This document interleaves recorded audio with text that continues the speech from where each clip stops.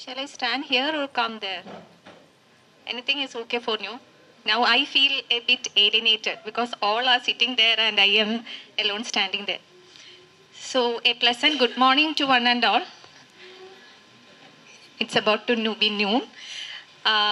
So last week Eugene sir has called me to take a lecture on that, and I was very much surprised because I am from another stream, and how much I can convey to the Siddha persons I know. I don't know. I was not knowing about it. But after talking to Dr. Balamurugan, I got an impression that many of the Siddha doctors know about these things much better. So I thought that it would be useful for you people because majority of them are PG studying students or UG studying students. Okay, so you will be the future clinicians and you have to set a mark that is different from what is today. Okay, your diagnostic modality, you definitely have your own diagnostic modality from your stream, but to add a feather to that or to do the correlation and for the betterment, for that you can take the modern side investigation part also. Actually, majority of the time we'll be discussing with the hematology part as well as the biochemistry part. That is what we used to do for the Ayush people. But that was the basic science, okay? Because that is nothing anybody can interpret. Why? Because we do have a reference range on the other side. Any person, even if it is a non-medicos, they can interpret whether the value is high or not, isn't it? Because if the blood sugar is 250 and the reference value shows 110, everybody knows about it, that it is a high blood sugar and the patient may be having diabetes. Nobody needs a help. But this is not the scenario. Once you, as sir told, what we do is, once we get a biopsy or cytology report, we just ignore it, isn't it? You might be feeling that it's not my cup of tea and I shouldn't read that. It's not like that. You have to read the description because in the description itself, we would have written like atypical cells or granuloma, some abnormal looking terminologies, but it is very valuable for the impression. So my topic itself is understanding cellular and tissue analysis for diagnosis. Actually, when we were means I am not dealing with the histopathology and cytopathology as present after joining SRRI, but this colloquium is also has done good to me because I have also taken up and brushed up my previous textbook and I have read for teaching you. So pathologists usually, we talk with cells rather than with people. Okay, because majority of the time we spend under a microscope, and microscope what we see cells and tissue. And when we develop a rapport with that, the cells will stand out. That is when the seniority increases, we can diagnose easily. When we continuously look under the microscope, some of the cells will raise their hand and say, hey, I am atypical. Okay, like that, we could easily diagnose when we go by time. So there are two modalities I will be discussing, the cytopathology part and the histopathology part. Actually, I thought the histopathology is a bit harder part or a tougher part for you. But yesterday Balamurugan sir was calling me and asking me to include histopathology as well. And I think sir want you to be trained in such a way that any tougher situation you can overcome. So I will start with the basic cytopathology, then we'll go to the histopathology, and if time permits, I will just talk a few words about immunohistochemistry and all. So cytopathology, cyto means it is cell, and pathology is a study of disease. So studying a disease by looking at the cell is what we call as cytopathology. And again, we have three branches with that: exfoliative cytology, interventional, and imprint cytology. Exfoliative, as the name says, exfoliation means the cell will shed on themselves. Like what we see in case of urine cytology. Every day we are passing multiple times, we are urinating multiple times, and every time the urine passes through the urinary system, what happened? The urinary lining epithelium, a few of the cells of the urinary lining epithelium will also come along with this urine. So we can centrifuge, take up the cell, stain it and study the cell. That is exfoliative. Not alone the urine, along in case of bronchoalveolar lavage. Have you heard about that? BAL. Okay. Bronchoalveoli, the fluid that is seen within the lungs, that is bronchoalveolar lavage, we again see some exfoliated cells. And in addition to that, we can have mechanical exfoliation, what we see in case of cervical cytology. Everybody is aware of what a cervix is. Where is cervix present? Lower part of uterus, right? So the cells don't shut down themselves. What we have to do is, we have to apply some mechanical force. Just with a brush or a spatula, we apply a mechanical pressure and then we smear it into the slide, stain it and then study. That is what we call as mechanical exfoliation. And the next one is interventional cytology. That is what we do the most. That is FNAC. What is the full form of FNAC? Good. And finatal aspiration, have you ever seen doing a FNAC? Or have you ever done that? Like you being a patient, has anyone done that? No. Some yes, I'm hearing.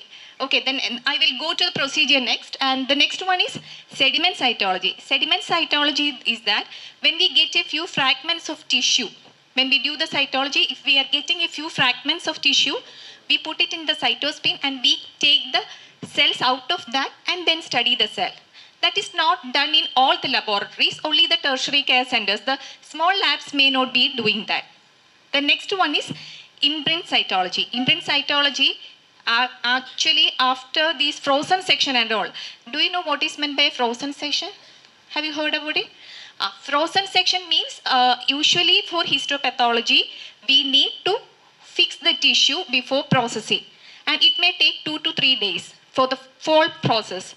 But is my sound audible for you? Yeah. I am hearing echoes, that is why.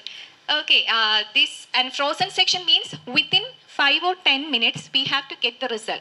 The surgeon may be doing the surgery in the OT and a piece of tissue, they may be feeling that it is malignant or the margin if it is involved. Like we can take a breast lesion. Breast lesion, they are opening the breast and they have taken the lesion. But if it is malignant, they need to do the mastectomy. They need to remove the entire breast or at least the lobectomy part. But if it is a young patient, why they need to compromise their breast for that? So what they do is, they will send immediately for frozen section. So what we have a cryostat, we can fix it very early and give the result within 15 to 20 minutes.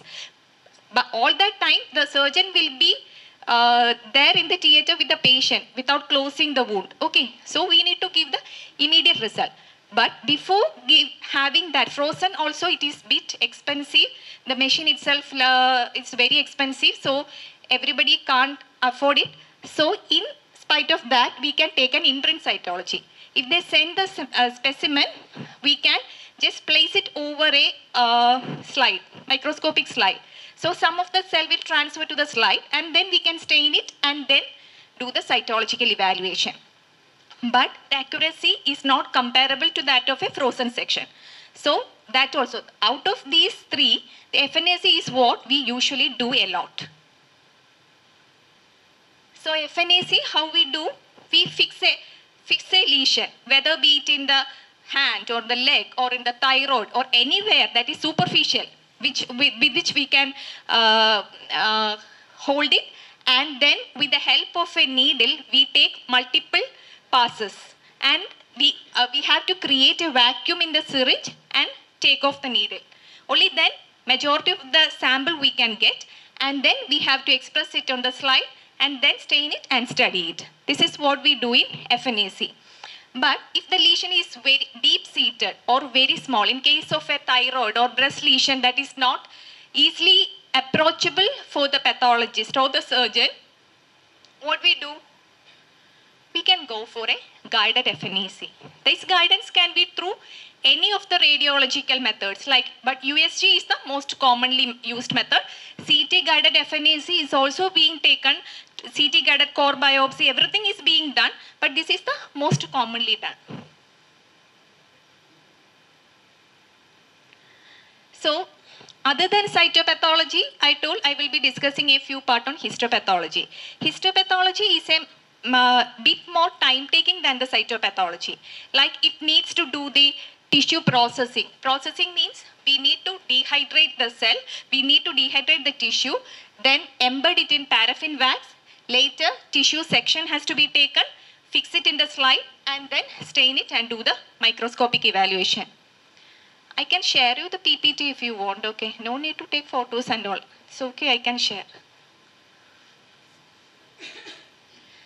Then, the next thing, we will go for the different disease evaluations. First one is lymph node diagnosis. What is a lymphatic system or what is a lymph node?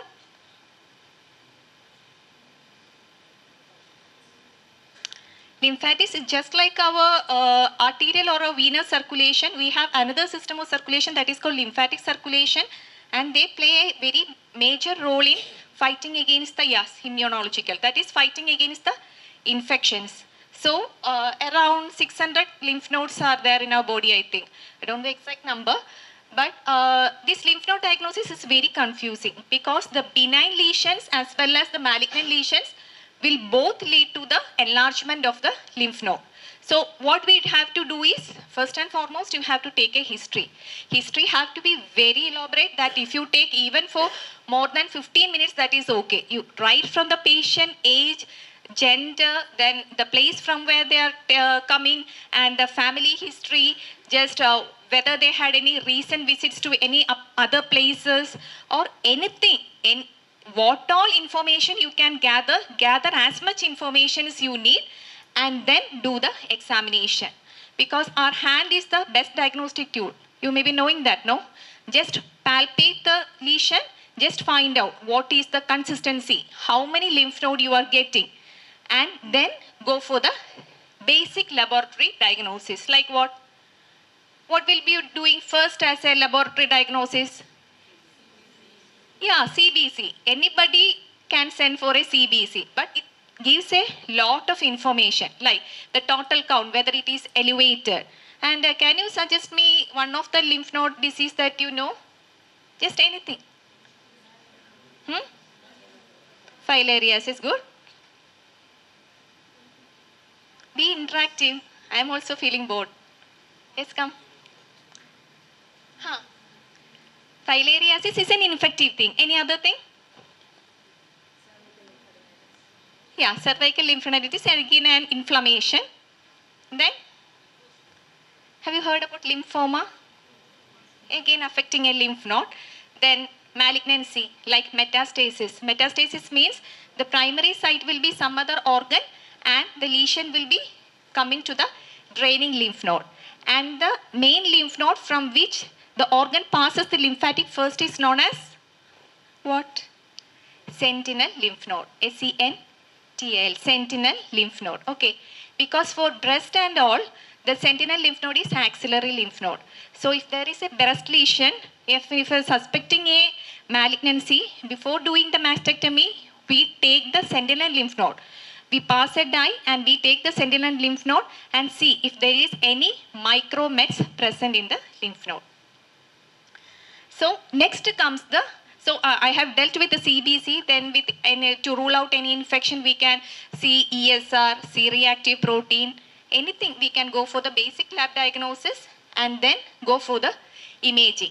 Okay, if one more thing is that if at all you are planning to do a FNAC and imaging both, first always send the patient for imaging first.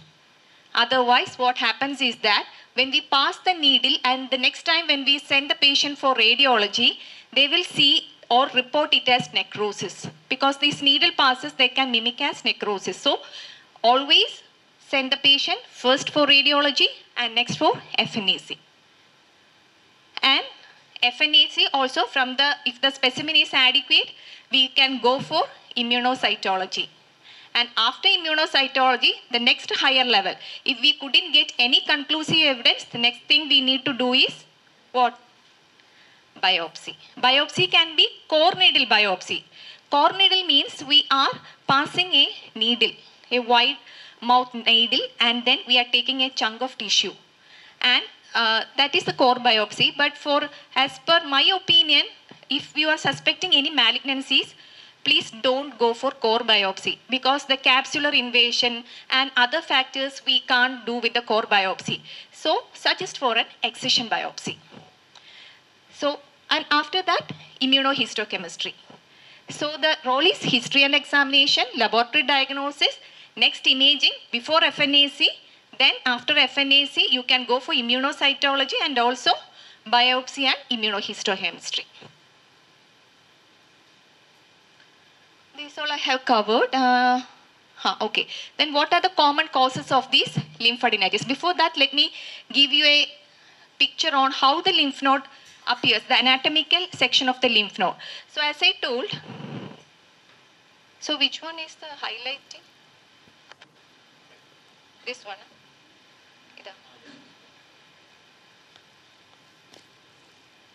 So this is the capsule. And majority of the endocrine organs or any of these lymph node-like structures or lymphoid structures, they have a capsule. And this capsule plays an important role because this capsular inversion always gives a bad prognosis. So, just beneath the capsule, this is what we have as the cortex, and the inner one is the medulla. And all the cells that we take, majority of the time, it comes from these cortex. This round thing, can you see? This picture, this is the lymphoid follicle. Okay, based on the appearance and morphology of the lymphoid follicle, the pathologist make the diagnosis. Just the histopathology view. Just you need in by hat and all, just have a look. This is for information. These are the lymphoid follicles. Can you see these round things? Okay, these part are called the lymphoid follicle. And when there is an infection, this may be a primary node, because the central area here we can say lighter part, and here it is more darker. So this is a primary follicle, and this is the secondary follicle. How the secondary follicle appear? There is any infection or inflammation, this lymphatic fight against our infection, and then they generate the secondary follicle. So these are the most commonly seen lymphatic disorders.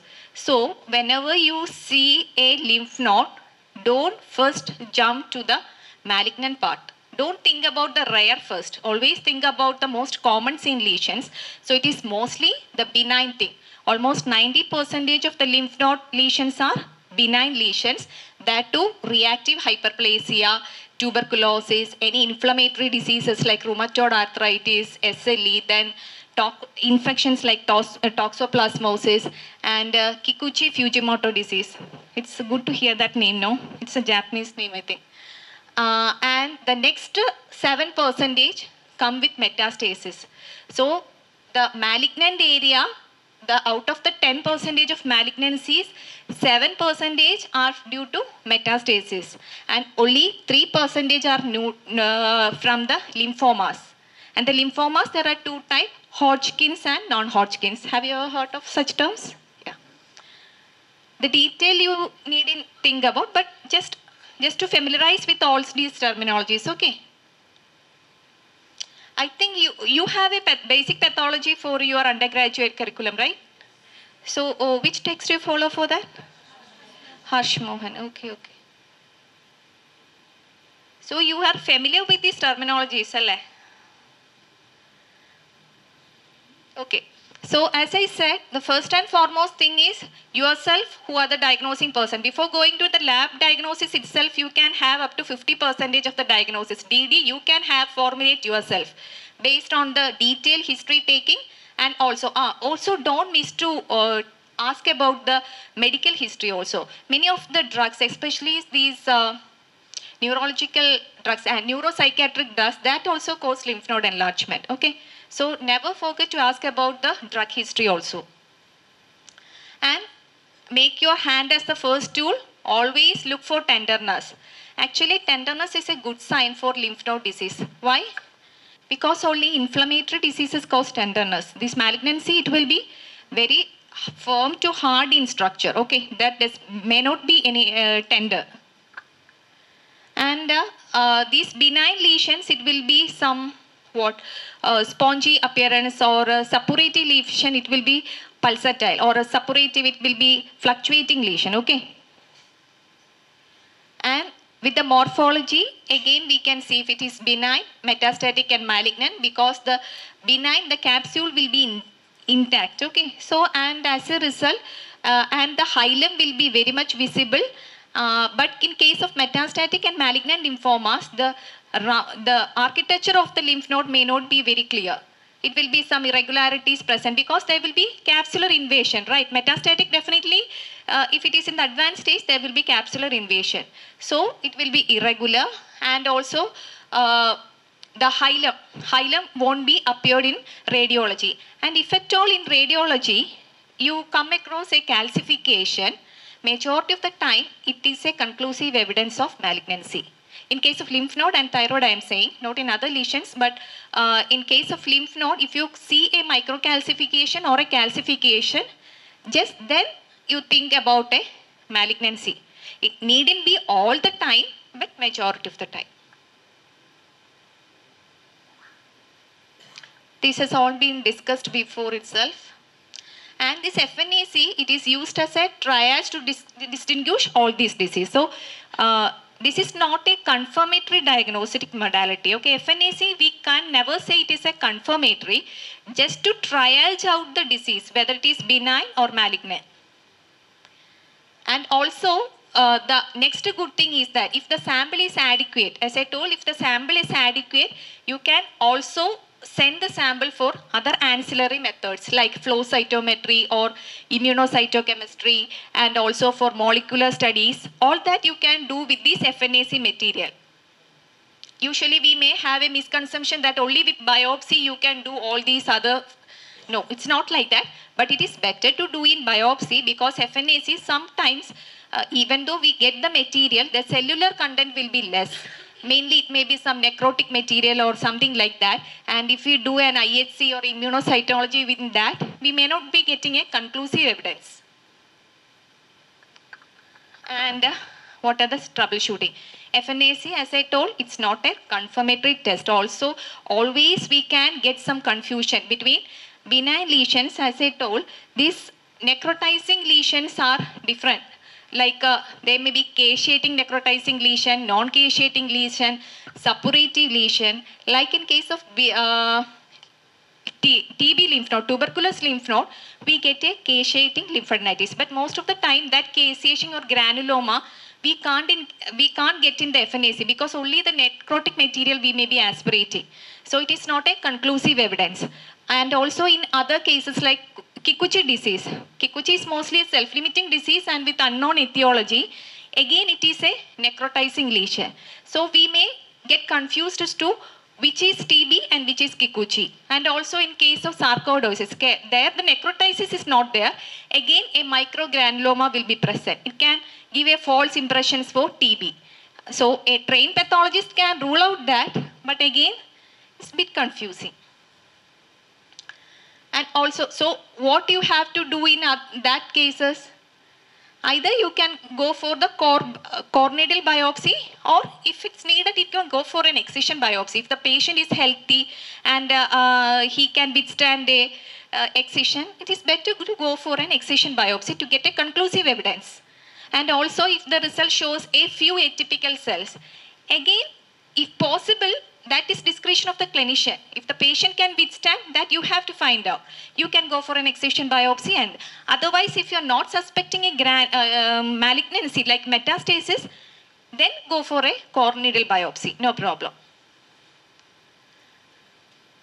Then also these micrometastasis, this can be seen as micrometastasis means less than 1 millimeter size.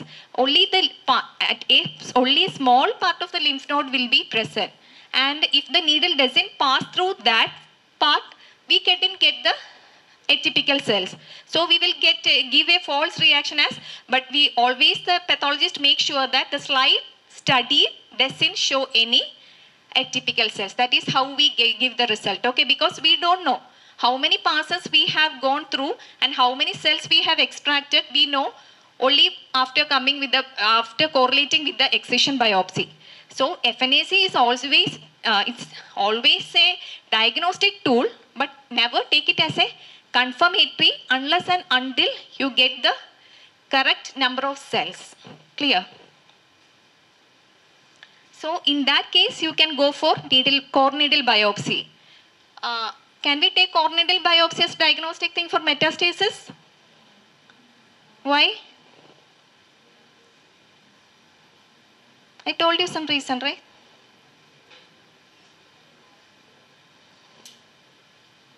Am I getting bored? Capsular invasion we can't make out, okay? So this core needle biopsy provides more specimen than the tissue than FNAC, and if at all we need core needle biopsy, it is better to do an image guided core biopsy, because with the exact lesion, the needle will pass through and we can get the disease part. And when will we go for an excision biopsy? That depends on several criteria. Like if the age of the patient is more than 40 years, if there is fixity of the node, and on X-ray chest we are seeing abnormal structures, and if there is a supraclavicular node, all these things we have to go for an excision biopsy. So excision biopsy is the discretion of the clinician, but we pathologists give the FNAC report just as inconclusive or whatever it be. So if we are suspecting, if we need to do the clinical correlation, just go for the biopsy also, whether be it core biopsy or the excision part. So to conclude, we have to correlate it with radiology and clinical. In between, the pathology part also acts as a bridge. Clear?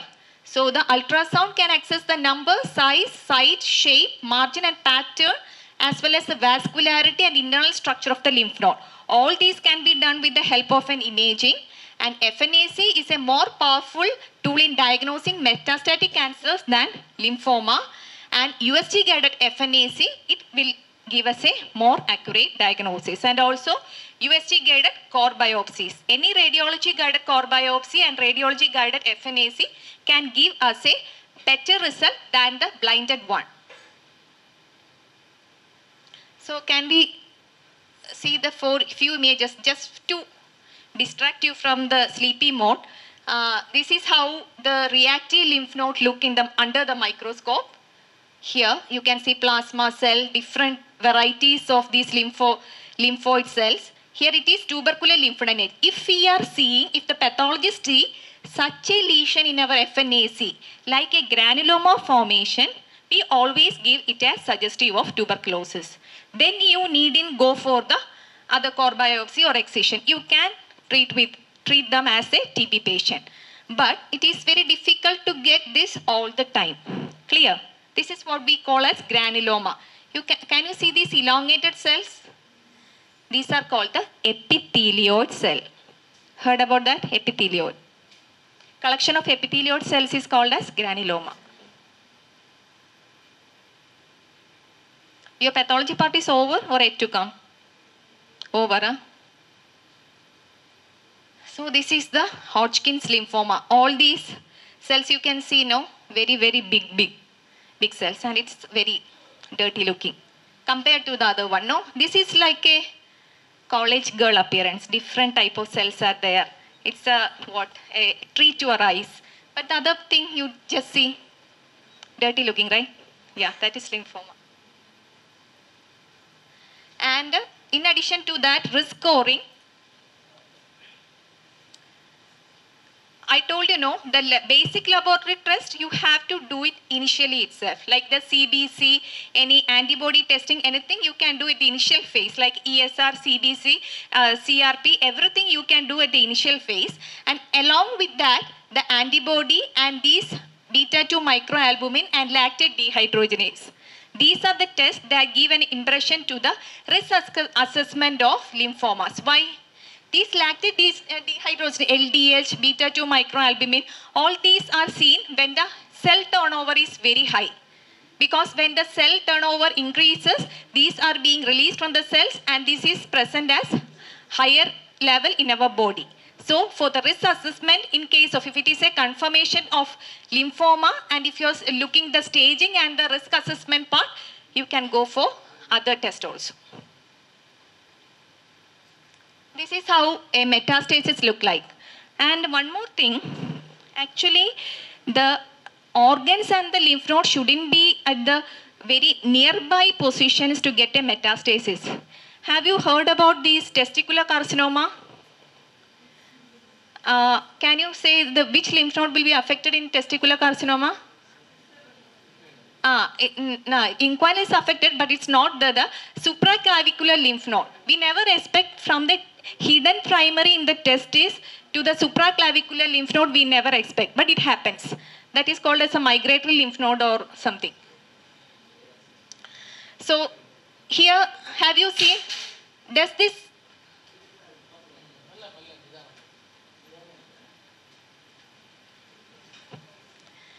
have you seen these cells? Does it look normal?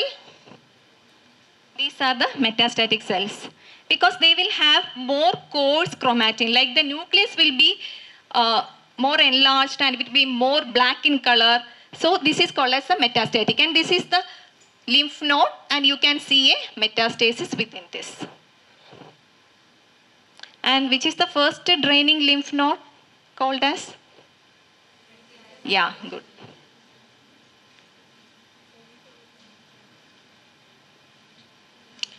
These all I have dealt with. Okay. Then the next one is immunocytochemical and immunohistochemical staining. Actually, why we do is IHC is immunohistochemistry or immunocytochemistry is that all the cancer cells or any inflammatory cell, they do have an antigen on their surface. Okay. And this antigen need to be binded to an antibody to give a positive result. This is the basic crux of any IHC, an antigen-antibody reaction. First we tag it with a primary antibody, the next with a secondary antibody, and then we get the color. And based on how many cells are affected, we assess whether it is positive or not. This is the basic crux. Even all the IHC markers, a well-trained pathologist also can't remember all that. Just and also IHC you can't send to the lab as such, because it has to be confirmed by the surgeon and also by the pathologist. Both have to sit, and then we need to discuss, and which panel of IHC has to be put, we have to discuss, and then only we do that. So just for completion's sake I have added. Can we go for a few case discussions? See. This is a case of 35-year-old male with a left axillary lymph node. And FNAC, we have aspirated adequate amount, 0.3 ml of aspirate we got. And microscopy, did you see any catchy point here? Anything? Oh, sorry.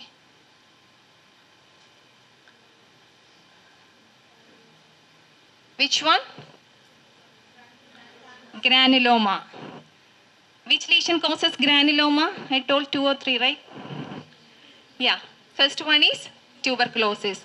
The other one is sarcoidosis. Even in some other infections also it can lead to granuloma. So what we will give the result as, it is a plain or blinded FNAC of the axillary lymph node, and it is suggestive of suppurative granulomatous lymphadenitis. But we can't give a conclusive evidence as TB. In this case, we can't give. So we need to do a clinical correlation.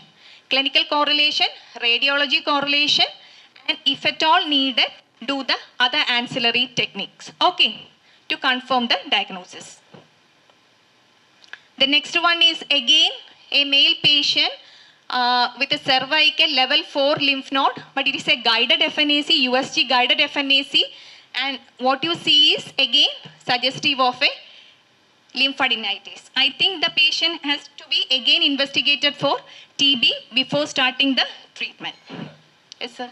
What is the difference between guided FNAC and FNAC? FNAC is plainly blinded, sir. We just, when the lesion is superficial, we can just fix the node, fix the lesion, and then we can pass the needle through it. But if the lesion is deep-seated, like in case of thyroid, if it is deep-seated, in case of breast, we need to take the help of an imaging. With the help of an ultrasound guidance, we will do the FNAC. Because in cervical node, you might be knowing the carotid artery and all very close to the thyroid, right? So in that case, we can't risk like that. If the lesion is very small, that may not get into the lesion itself. That time, we do a guided FNAC. Especially in thyroid, Hmm. it will be shifted. Hmm. So if you are not using this guided means Hmm. in wrong place the needle will. But in case of MNG and all, multinodular goiter, it's very large, no? That superficially itself we can get the aspirate. But in case of this papillary lymphoma, papillary carcinoma, it will be deep-seated. We can't get into that directly. The needle won't pass it directly. Can I continue? Again, this is a right submandibular lymph node. And again, what will be any catchy point? Again, it is granuloma. Just like that. The next one is left cervical lymph node. The clinician was suspecting a matting. So the clinician was suspecting a tuberculosis, and what the microscopy came as? We have cells with atypical cells. See this point? Atypical cells. Are these normal? No, that's not at all normal. And along with that, we have multiple binucleate cells. These are all in favor of a malignancy. So atypia, multinucleate cell, mitosis, any of these terminologies, if you come across, always think about a malignancy. And it's given as suggestive of lymphoproliferative lesion, possibly non-Hodgkin's lymphoma. That also we can't confirm. We have to do for the immunocytochemical staining. Clear? To diagnose which type of lymphoma it is. Lymphoma we can give. To categorize which lymphoma is, we need to do the immunocytochemical staining. Again, patient presented with a breathing difficulty, pleuritic chest pain for 6 months, and it was cervical lymph node biopsy. And again, what do you see? The architecture of, this is a biopsy, not an FNAC, okay. We got the excision biopsy, and the architecture of the lymph node itself was distorted. So, again, it is more in favor of what? Malignancy. And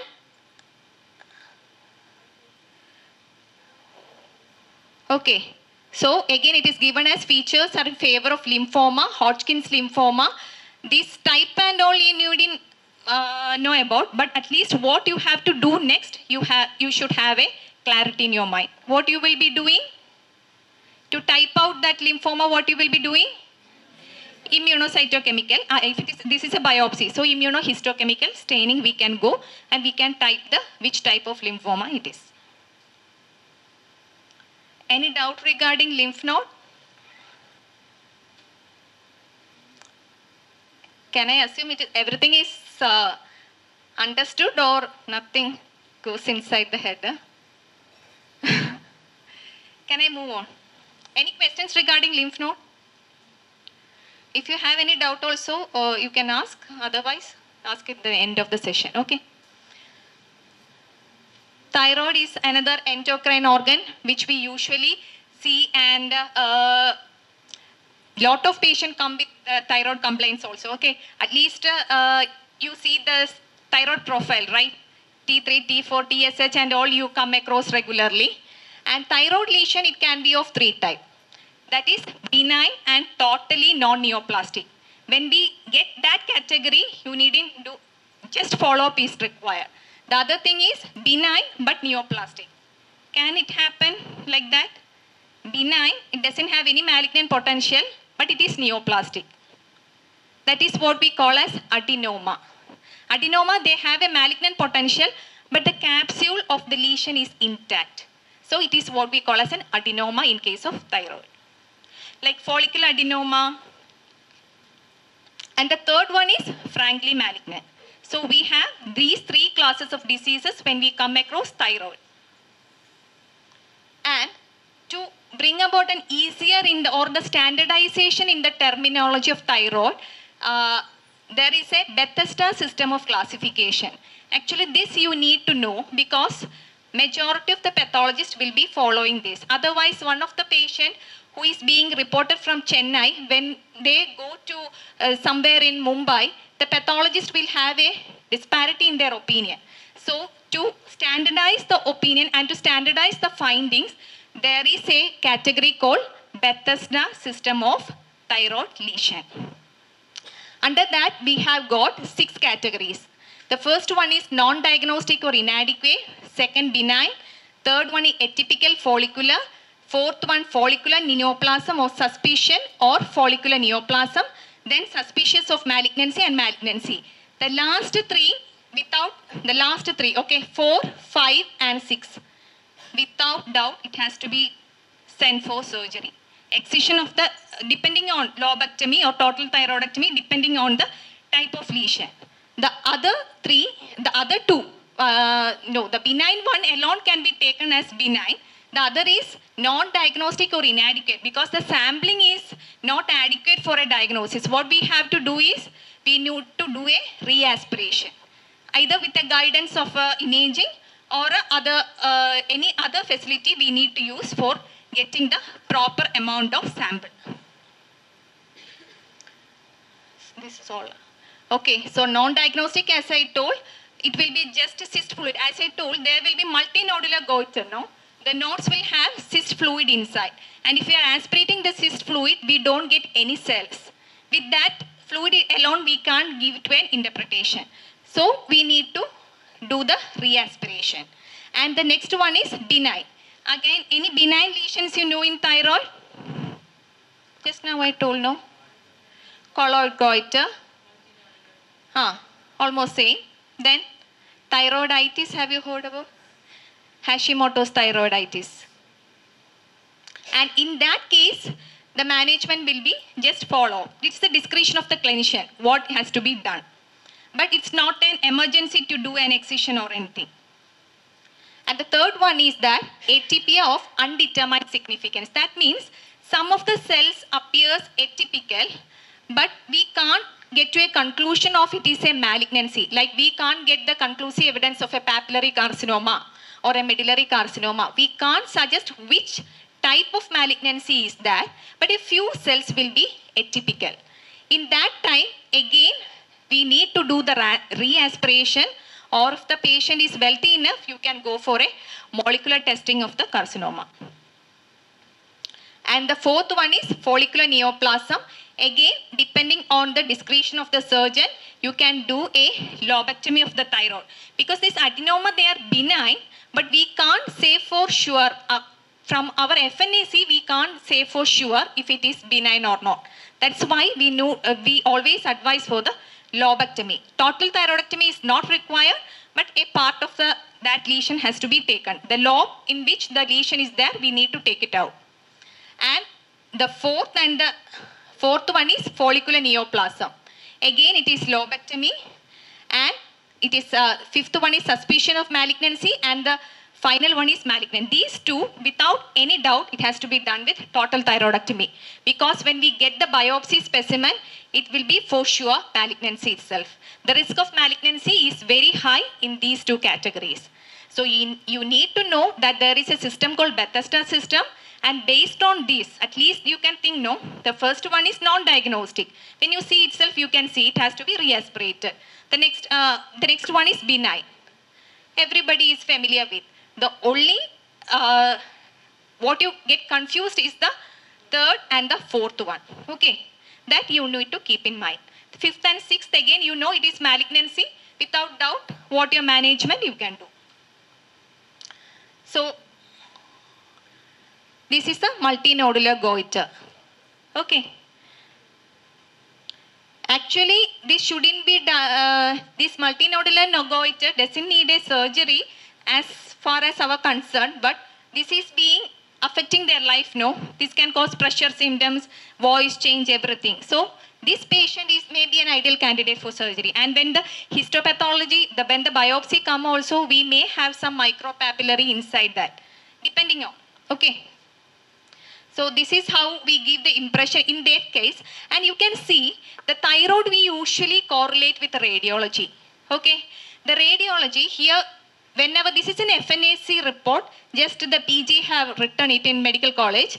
And see, here along with the FNAC report, we have taken the USG also. Ultrasound finding also is written by the side. See, right lobe measuring this much of measure 29 into 28 centimeter nodule, and here no microcalcification. Have you seen that? No microcalcification. And the diagnosis is category 2 of Bethesda, benign and follicular nodular disease, that is colloid goiter. Is it benign? It's benign, no? Huh. This is how it looks in the microscope. This is the FNAC and this is the biopsy. And this is what we call as lymphocytic thyroiditis, or thyroiditis. It will be not nodular. It will be diffuse swelling of the thyroid. We can't make out any nodules within that, but the thyroid will be enlarged as a uniform mass. In that case, here again we can see it is Bethesda system category 2 lymphocytic thyroiditis, because the description suggestive of lymphocytic thyroiditis, and when the features are suggestive of a thyroiditis, go for the antibody testing, anti-TPO and thyroglobulin, to rule out Hashimoto's disease. Okay. Because Hashimoto is an autoimmune disease, and to rule out that you have to go. This is how we see in FNAC. This is the thyroid nodule cells, and these are all the lymphocytes. And the third one, I don't know if it is clear or not, but here also they have written the USG finding. And the USG finding, it is written as microcalcification present. If microcalcification is present, what is it suggestive of? Malignancy. That too, more in suggestive of papillary carcinoma. Okay. Again, when we see the result, it is thyroid lesion with lymph node metastasis, possibility of papillary thyroid carcinoma. Can you correlate? You can correlate with the radiology. Clinical finding, I think it's just written as swelling. Yeah. Sometimes the clinician may also have a doubt about whether it is malignancy or not. That time they will write in the history sheet itself. Okay. There is a risk for malignancy like that. See, this is the calcification of thyroid, and this calcification of thyroid, when we see in a histopathology, this is seen as this blue world appearance. This is known by a peculiar name. You know that? Schwannoma body.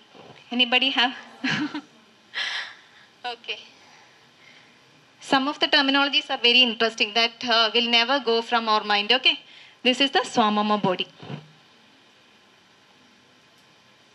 And papillary carcinoma, when we see in cytology, this is the one of the significant features, signet ring appearance. Do you know what is meant by signet ring? The earlier we have wedding ring in that pattern. Okay, the ring with an attached where the name was being etched. It has a peculiar shape, right?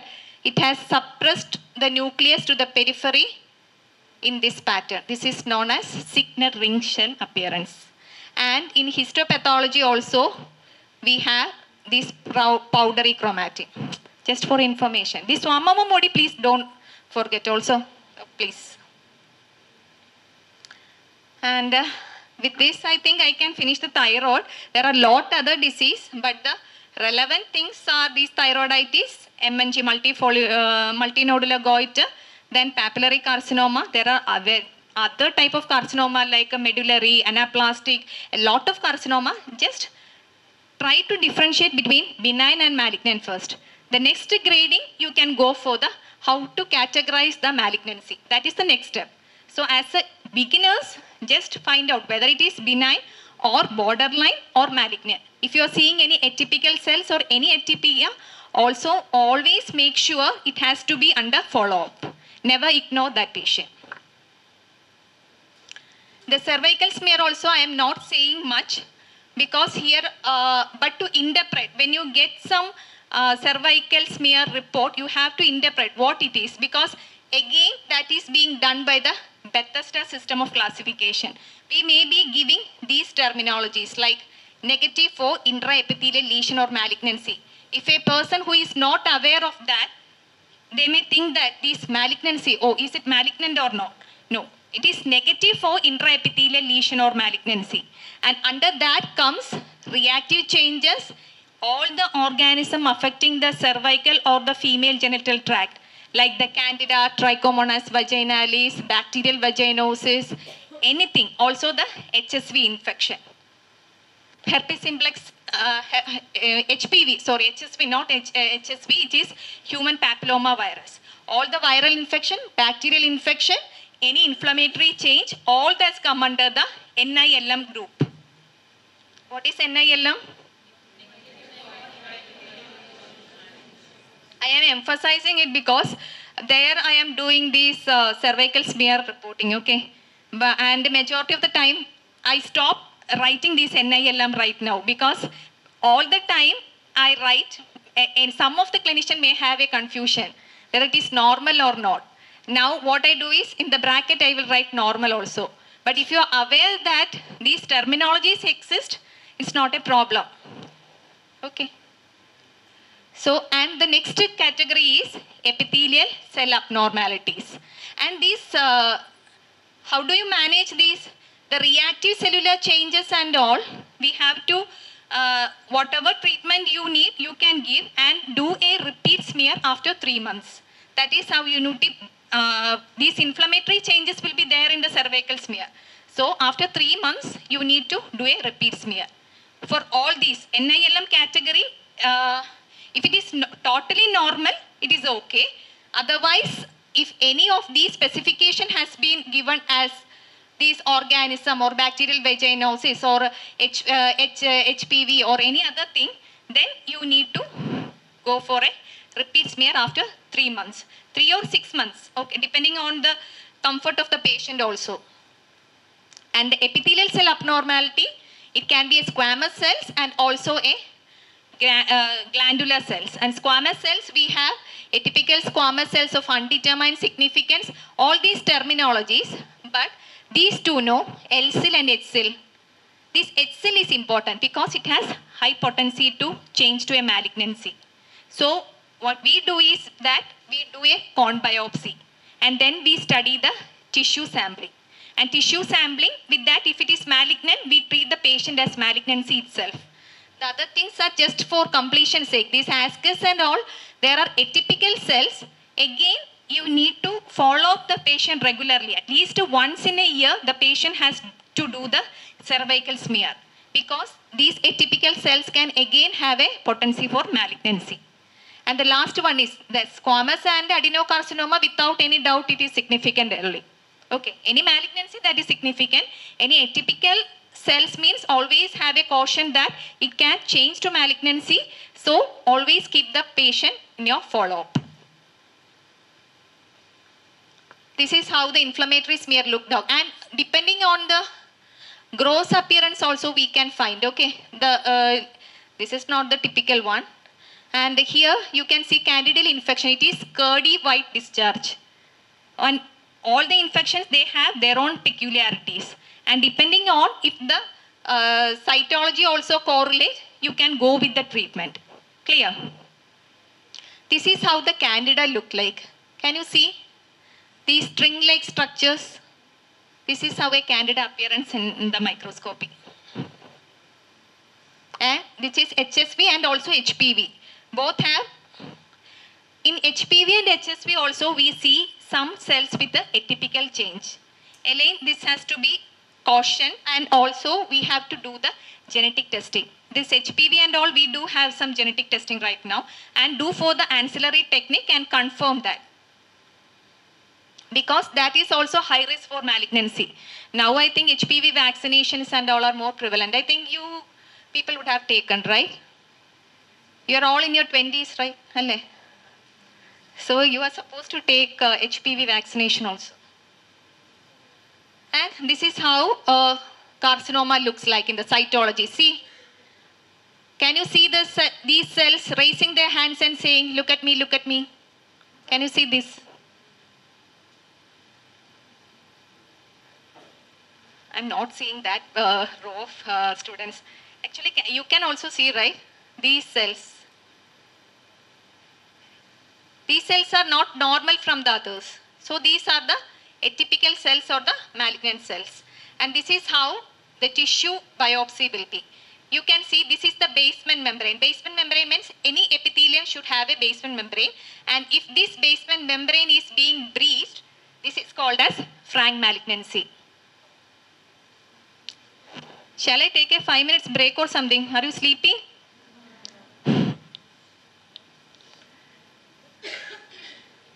The last session is on gastric mucosal biopsy.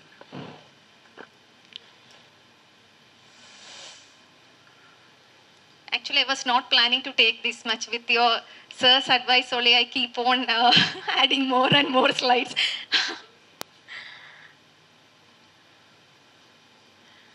Gastric mucosal biopsy actually is the need of an hour because the gastric problems are increasing a lot with the change in the lifestyle, and you people may also come across a lot of gastric problem because the diet and lifestyle pattern you are doing a lot, right? So you may definitely encounter these patients. At least you may not be requesting for a biopsy. At least the patient who have gone somewhere else would have in a later phase come to you and they need your treatment.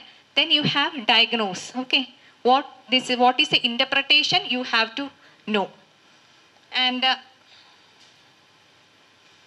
the main thing is gastritis, and gastritis it can caused by a lot of things like medicine, stress and all that. And one of the popular one is what?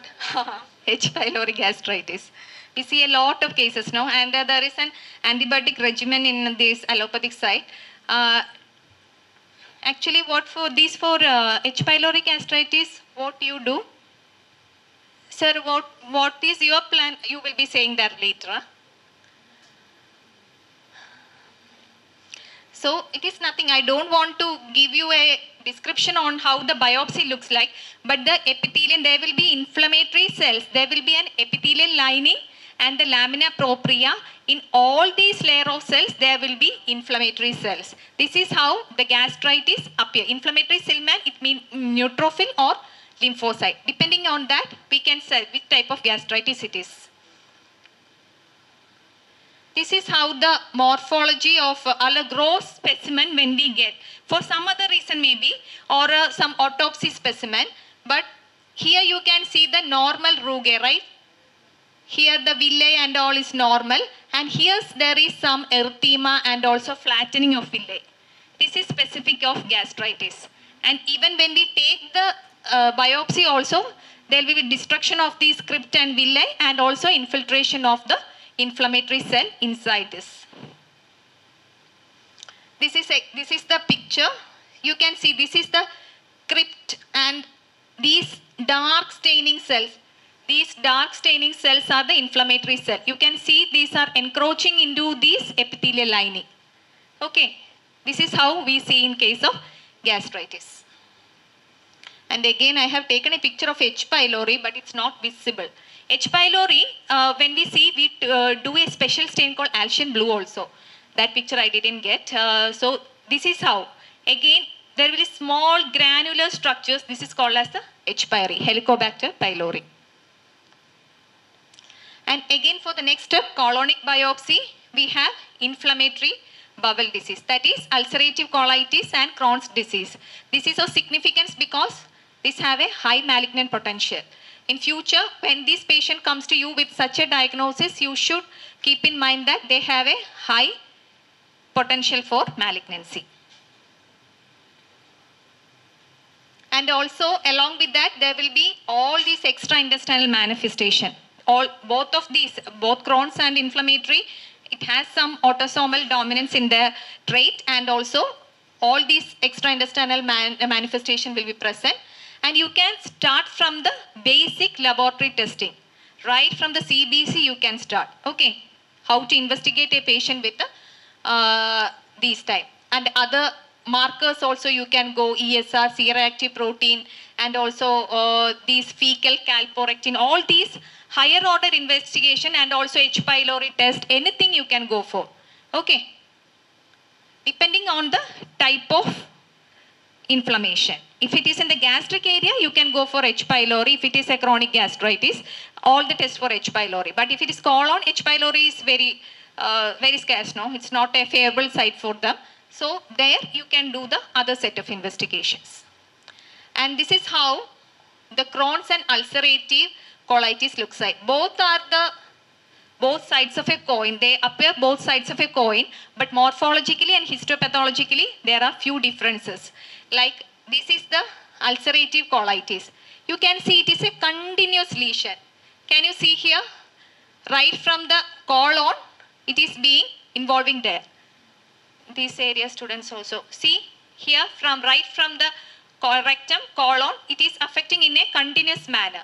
But in case of Crohn's disease, it can affect the small intestine as well as the large intestine, and this is what we call as a skip lesion. See here you can see a lesion here, but in between the mucosa will be normal. That is what we call as the skip lesions. And here in Crohn's we see again granuloma, just as we see in tuberculosis.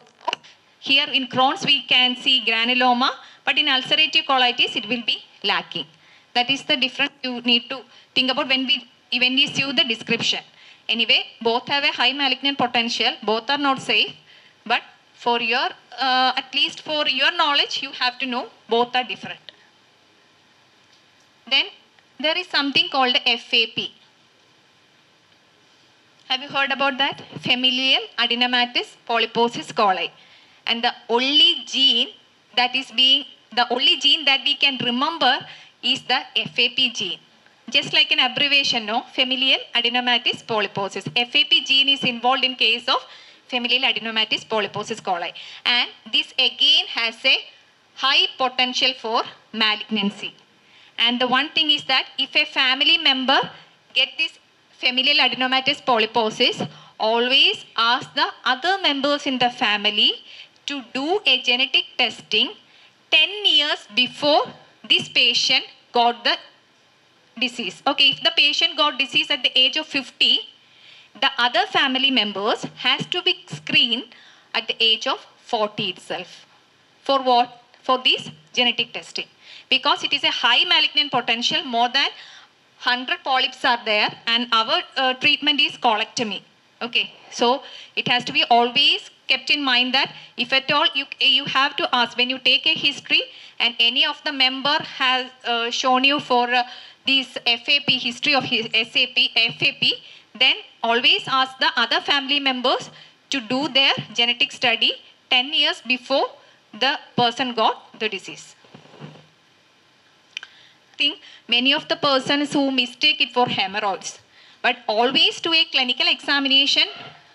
Whenever a patient comes to you saying that there is a history of hemorrhoid also, always rule out malignancy, because it can also mimic like a hemorrhoid, but grossly it will be slightly different. It will be friable, bleeds on touch, and cauliflower-like appearance, and all those descriptions on your test. It will be like that, but you have to do an examination yourself. Can we go for some cases again? Here alone, from colonoscopy we can see. Also, this also has to be correlated very well, because without colonoscopy or endoscopy, we can't give a better diagnosis. Always give a correlation with the radiology. Clinical correlation, I don't know, depending on the symptoms you can make to up to a certain limit. But here, other than the clinical correlation, you need to take from the radiology side also. These ulcerative colitis and Crohn's and all, from the radiology itself, they will say from which part to which part is involved, and there is stricture formation. That also they will tell. Okay, so always correlate with radiology. Oh, sorry. So this is a sessile colonic polyp in the transverse colon and the descending colon. Here you can see the microscopy, the epithelial lining, and then about the gland, and these glands show dysplasia. this terminology is important. Dysplasia. Okay. Dysplasia, hyperchromasia, architectural distortion, nuclear abnormality, everything speaks their part. Okay. I think even before I say also, if you see a report, you can come to the conclusion, what is this? This is not normal. Like that. And this is a tubular adenoma with low-grade dysplasia. This is not a frank malignancy, but this adenoma, as I told, in familial adenomatous polyposis, that is more than 100 polyp. But even being a single polyp, if this is an adenoma, always keep the patient under your follow-up that it has a risk for malignancy. The next case, here the glands, epithelial linings, everything is speaking, and there are lot of this lamina propria. The lamina propria is beneath the epithelial membrane, and it shows lot of neutrophil, lymphocyte and plasma cells, and there are this crypt, within the crypt and all villi, there are lot of inflammatory cell infiltrating. So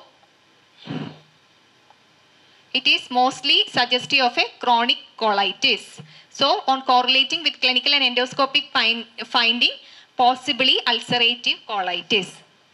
Clear?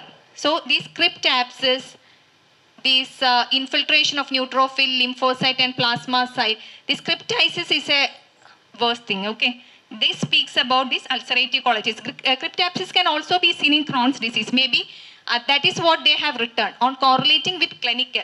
So the clinical, they may be saying the symptoms may be slightly different, and on with radiology, the stricture formation, concluding everything, it is mostly in favor of ulcerative colitis. Not with a single histopathology, we can't say whether it is ulcerative or Crohn's. And the third one, it is a malignancy. Again, you can, so it is show fragments of colonic mucosa showing invasive neoplasm with cells, irregular and fused cells and pseudostratified. And look at the nuclei, mitosis. Again, it is a bad sign. So it is a adenocarcinoma. But malignancy is easier to diagnose in case of gastric biopsies. Again, the last one. Last one, there are multiple biopsies being taken from all these parts, and see majority of the area, so high grade dysplasia. So this is an alarming finding, and this patient has to be put for further investigations and then do the needful accordingly. And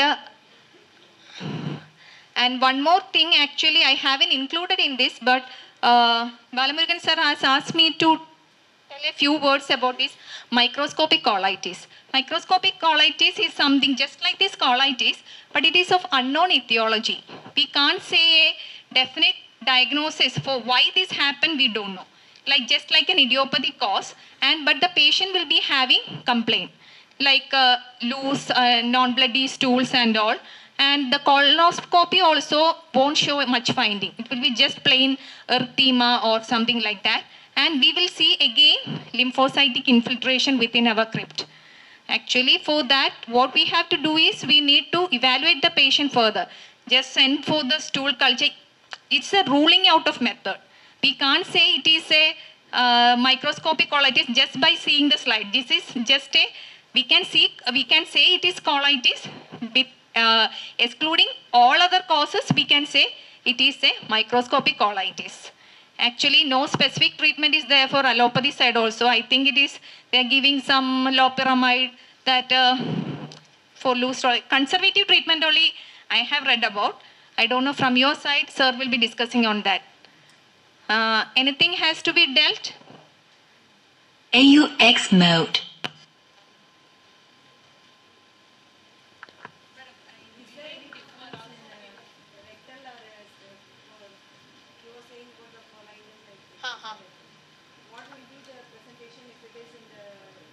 Same.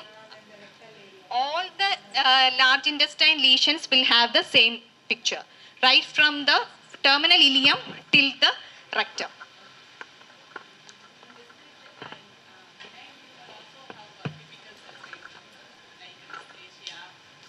That is benign. No. That is, no, that. Nice presentation, madam. In benign tumor also we have atypical cells like dysplasia and mitosis Yeah. and all. How we can differentiate it from benign to Definitely, carcinoma? we need to find out. That is why we need the biopsy. No, we need to find whether the basement membrane is intact or not. If the basement membrane is breached and this tumor cell have infiltrating the lamina propria, that became a frank malignancy. Then we will write as adenocarcinoma.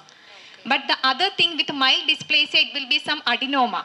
Adenoma needn't do a surgery immediately. The adenoma will be excised, but colectomy all won't be done, and the patient will be kept for follow-up.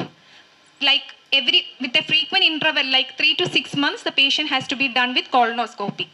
If there is new adenoma, then we will treat accordingly. Based on microscopy, it is the infiltration part. When we see any infiltration, it become frank malignancy. If there is no infiltration, it is adenoma. And adenoma will be a polypoidal lesion. This malignancy we can know though. It's just the gross appearance itself will change. But we don't have the chance to see the microscopic pictures. But you will have that. But definitely, if it is adenoma, they would have given as adenoma itself in the final impression. They won't give as adenocarcinoma.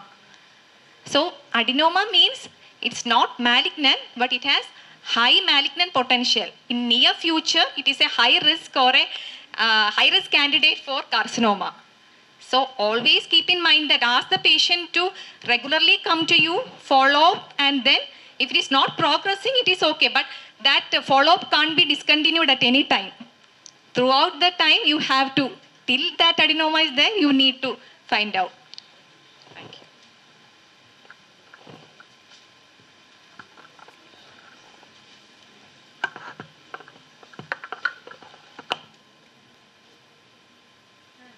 Is there any probability of conversion of proliferation? Is there any probability of a proliferation, increase in the proliferation after excisional biopsies? If the margin is also, total excision means there is a chance for metastasis, there is chance for recurrence also. At the same site, it may or may not happen. The recurrence can happen. When the excision is complete, it is not definite that they can happen or not. Okay, thank you, ma'am.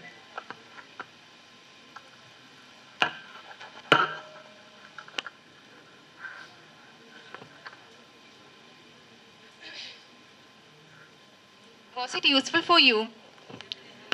Has it been conveyed from my part to yours? Actually, that was the greatest hurdle I felt because but I think that I didn't know that you are also learning.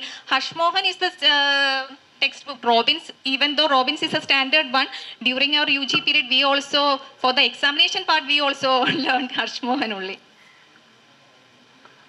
Ma'am, I have a question to you. Yeah. Sure. If L-cell is found in the cervical smear, does it warranty hysterectomy or complete? Pardon me? If L-cell is found in cervical smear. L-cell or H-cell? L-cell. L-cell, it's not for hysterectomy, just follow-up. Corn biopsy. It's a corn biopsy, not hysterectomy. Hysterectomy, it's only for frank malignancy. Squamous cell or adenocarcinoma, squamous cell carcinoma or adenocarcinoma. That has to be gone for hysterectomy. H-cell alone corn biopsy. L-cell even corn biopsy is not recommended for all the patient. That is the discretion of the gynecologist. But the chances of conversion to malignancy is high. H-cell is high. Yeah. High, but it doesn't warranty hysterectomy. We need to follow. No. We need to follow. How the follow-up should be? They will do the colposcopic examination regularly. Every 3 months, they will ask the patient to come. Colposcopically, they will find out. And there will be they usually do some dye and all, and then finding which area is being affected like that. So that is in every 3 months? Yeah, 3 to 6 months has to be followed up. H-cell, I am saying about H-cell. H-cell is not that notorious, but H-cell has a high potential to turn to malignancy. L-cell, I'm talking about L-cell. L-cell, just keep under follow-up. At least once in a year is enough. Do the cervical smear once in a year. That's needed.